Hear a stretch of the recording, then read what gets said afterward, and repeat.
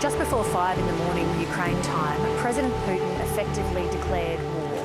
Russian troops are closing in on the capital. The conflict in Ukraine could see Russian oil supplies disrupted or boycotted.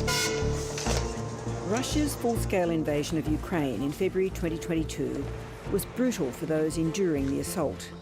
But the economic shockwaves were also substantial, coming as they did just as the world was attempting to resume business as usual after 2 gruelling years of pandemic.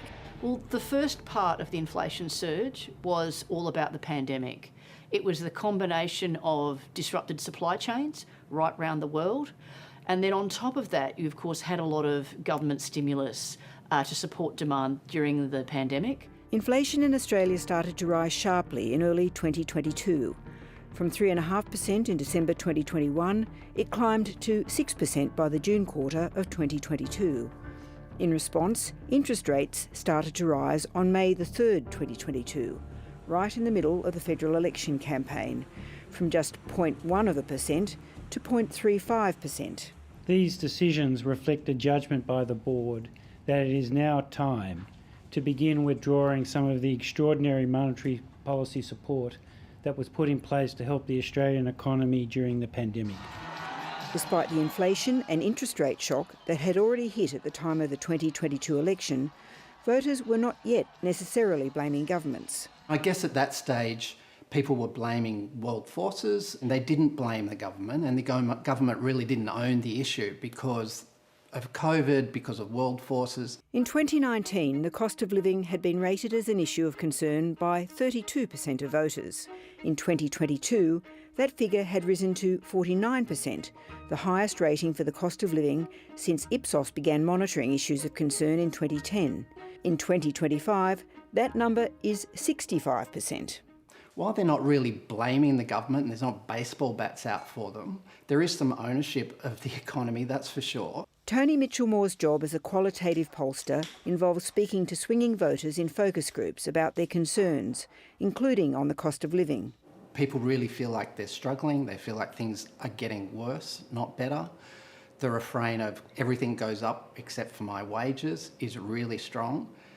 And people just can't see it getting better, and it doesn't feel like it's got better in the last few years. If anything, it feels like it's got worse. A feature of this particular price shock, which began in 2022 and has continued, was how extensive it has been. Interest rates hit mortgages and rents, but almost all the staples also jumped: food, insurance, and notably energy. The fact that price rises were so broad-based is in part evidence that strong demand was a part of the story, at least initially. But of course, there was also just a litany of supply-related elements to the inflation. The disruption to supply chains was pretty universal. The impact on some households has been greater than others. Roger Wilkins is co-director of the Hilda Report on household income and well-being. The latest Hilda survey covers the wake of the COVID-19 crisis and the inflation shock that followed it. The group that's probably had the biggest increase in cost of living is working age households with mortgages. In particular, we've seen the average mortgage go up by 30% between 2021 and 2023, so that in 2023, on average, people were paying about $35,000 a year on their mortgage, up from about $25,000 2 years earlier. And the impact of the pandemic on some households made the price shock particularly difficult.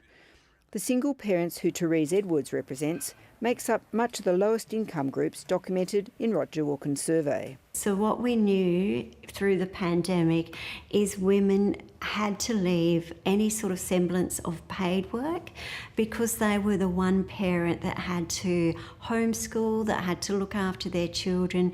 So they were already harder hit because of that pandemic, and then we've got the cost of living crisis.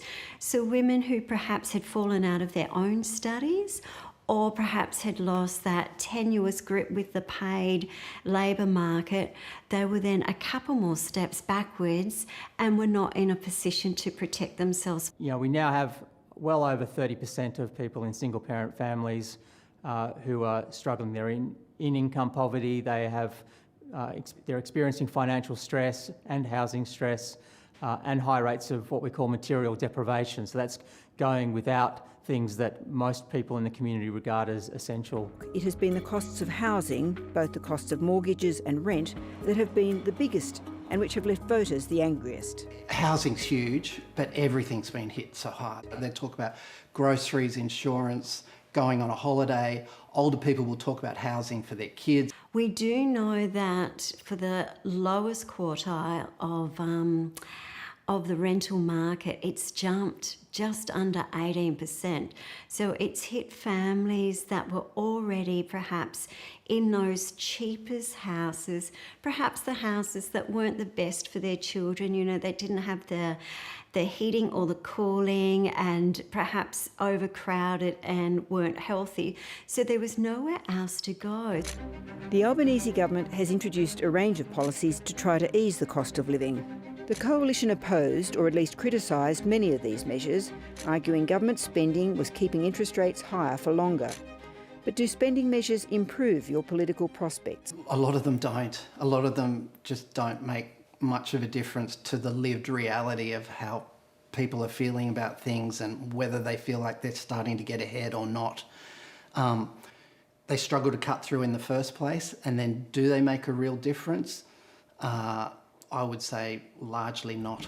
Where is inflation heading next, and as a result, interest rates?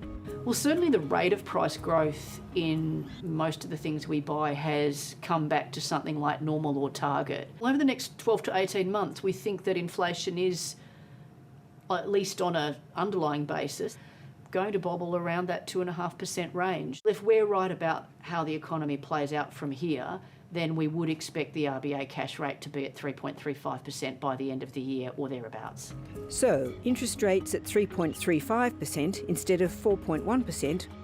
And what are the things governments really can do to ease the cost of living in the short term and the longer term? It has the bricks and mortar, but it also has the income support. And we now have an income support system that is one of the lowest in the OECD. It's fallen behind America, and it's also fallen behind Greece. That safety net, the holes start to fall and get bigger, and people start to fall through those holes.